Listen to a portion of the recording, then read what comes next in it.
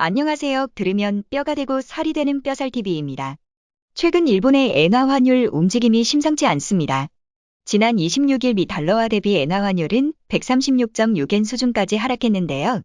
1998년 아시아 외환위기 이후 24년 만에 최저 수준을 기록했습니다. 일본은 세계 경제 불황을 타개하기 위해 금리를 낮춰 엔저를 오랫동안 유지해 왔는데요. 그 여파로 일본 소비자 부담이 커지기 시작했습니다. 일본의 4월 기준 수입 물가는 43.3% 올랐고 소비자 물가도 2.1% 올랐습니다. 이 정도 물가 상승은 최근 다른 나라에 비하면 대수롭지 않은 듯이 보이지만 일본은 다릅니다. 일본은 잃어버린 30년간 물가 상승을 거의 경험해보지 못한 나라였습니다. 그런 일본이 엔저의 영향으로 사상 초유의 인플레이션을 경험하고 있는 것이죠. 글로벌 위기 때마다 일본의 엔화는 안전자산으로 취급되어 매입 수요가 늘고 가치가 상승하는 것이 일반적이었는데요. 최근 우크라이나 전쟁 장기화와 디폴트 위기, 스태그플레이션 등 시장의 불확실성이 고조되고 있는데도 불구하고 기존 상식과는 다르게 엔화의 가치가 급격히 떨어지고 있습니다.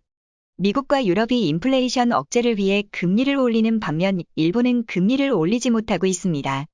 베네수엘라에 이어 두 번째로 GDP 대비 부채 비율이 높은 나라가 일본인데요. 일본이 금리를 올리게 되면 원리금 상환 부담이 커지기 때문에 금리를 올리지 못하고 있습니다. 더군다나 엔저로 일본 기업들의 수출 경쟁력을 확보해 기업이익을 높이려 했지만 일본의 기업 대부분은 생산 거점과 연구시설을 해외로 이전해버려서 그 피해를 고스란히 일본 국민들이 받을 수밖에 없습니다. 즉, 엔저로 노렸던 경기 부양은 몇몇 기업들만 배불리는 데 그쳤고 이제 그 피해를 일본 국민들이 감당해야 할 때라는 것이죠. 일본의 월급은 그대로지만 경험해보지 못했던 물가 상승과 각종 보험료도 오르며 현재 일본 20대 직장인들이 10년 전 20대 직장인보다 15% 가난해졌다는 분석이 나오고 있습니다. 침몰하는 일본 경제 속에서 일본인 반응을 모아보았습니다. 일하는 방식의 개혁이 필요하다. 지금 월급이 너무 낮아 명세서를 볼 때마다 실망한다. 취직을 하고 7년 동안 급여가 그대로고 주 6일 근무에 보너스도 없다. 매년 10만엔 현재 환율로 95만 원도 안 되는 월급이지만 보너스는 나왔는데 올해부터는 보너스도 사라졌다. 대기업에서 일하는 40대인 남편의 월급이 아직도 20만엔 초반대인데 생활하기가 너무 힘들다. 일본이 진짜 선진국인가? 교통비 포함해서 실수령액이 13만엔인데 친가 생활하는데 괴롭다. 혼자 살아서 저축을 할 수가 없다.